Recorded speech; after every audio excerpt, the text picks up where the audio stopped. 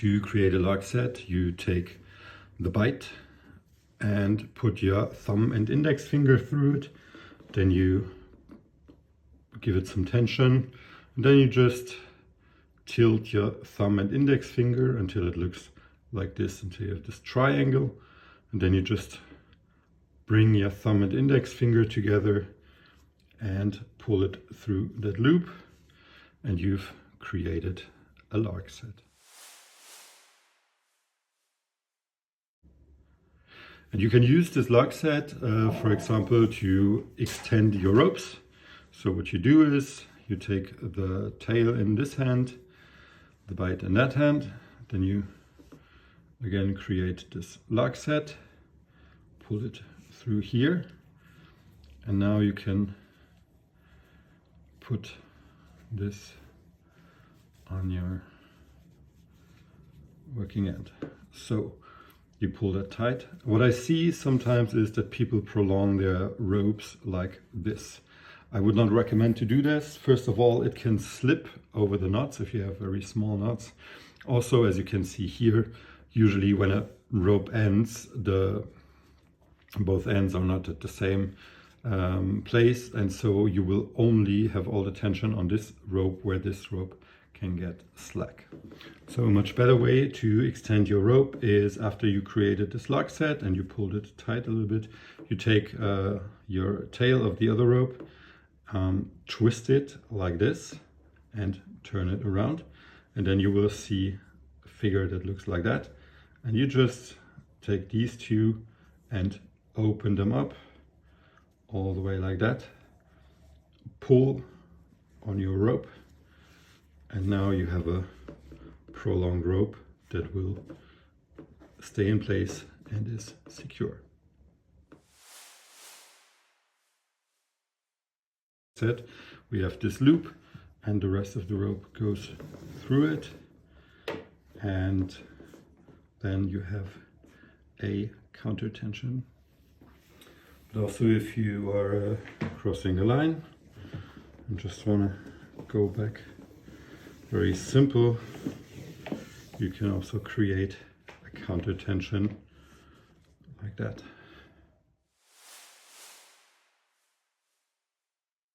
To create a nodomé, what is important first is to find out in which direction you want to continue.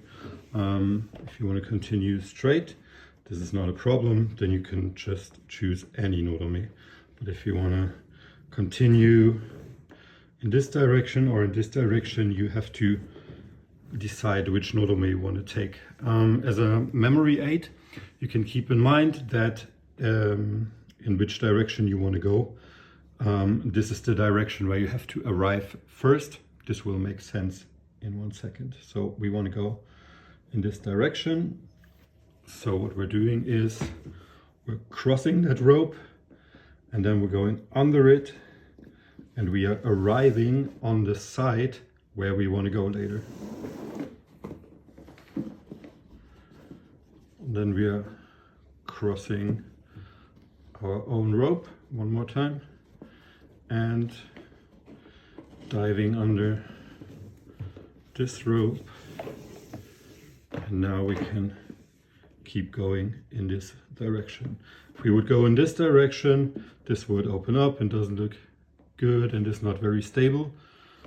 But if we're going in this direction, we created a lot of friction with this nodomé.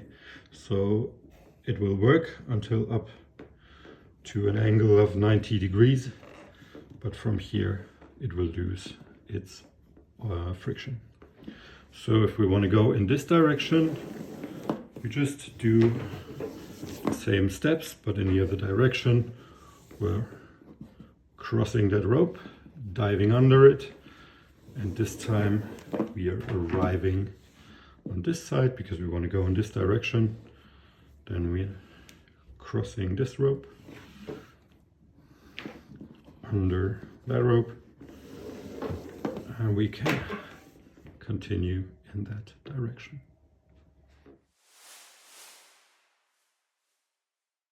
If we come here, but we want to go back either straight or in any angles here, we can use a cow hitch to do that.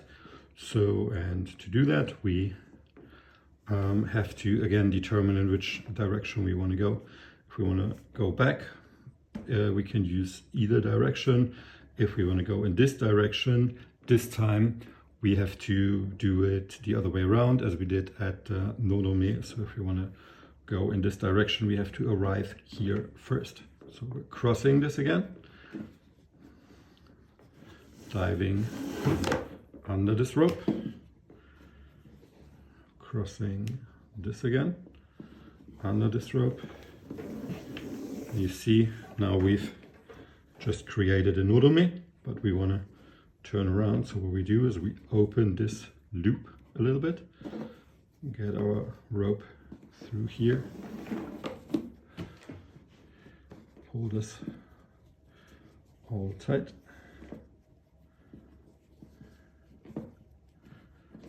and we created a cow hitch that works for everything that goes into this direction. And if we want to go in this direction, same principle, of course. We're going over and under, arriving at the opposite side, going over this. Over here, we've created our Nodome. Open this loop, pull the rope through.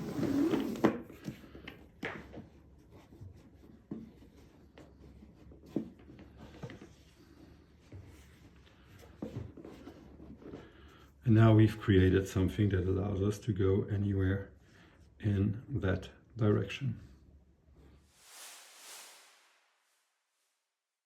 You usually use a half hitch if you're arriving parallelly to this rope, if you're not crossing and you want to maybe change the direction, or just finish something off so that the rope doesn't fall back.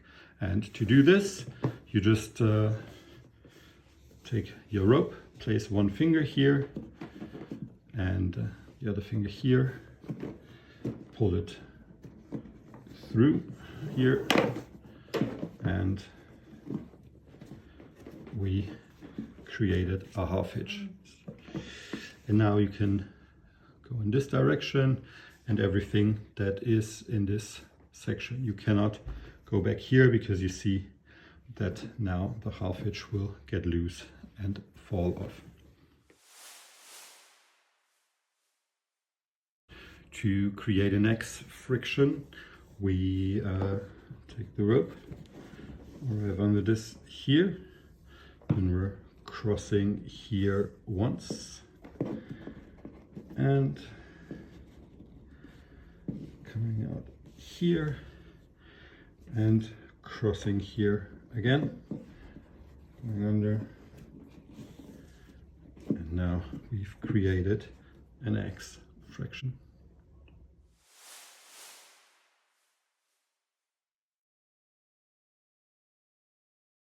The L friction is created by going under this, coming back again, going over this, here, and here we have our L.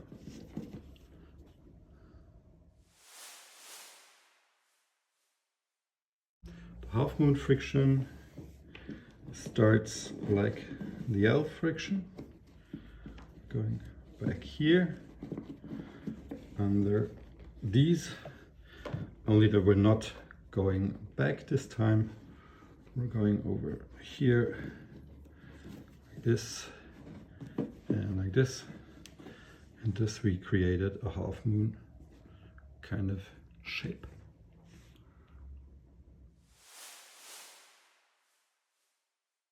My favorite friction is kind of a combination between an L friction and a half hitch here on this side. And I use this friction very often because I kind of adapt all the ties that I'm learning, because very often it's for me easier to just adapt the ties and always use the same friction, where I know it does the job instead of keeping in mind if I want to use an X friction or L friction or whatever. We're catching the stem, going back over, and what we're now doing is just altering our steps. So first step was under, then second step is over. Next step is under and over. And now we're going back here, and also we can put this here together so it's very tight. We're placing that finger on this rope, putting it under all of the other ropes. Now taking the rope, putting it behind our finger, and now I can just turn that finger and created a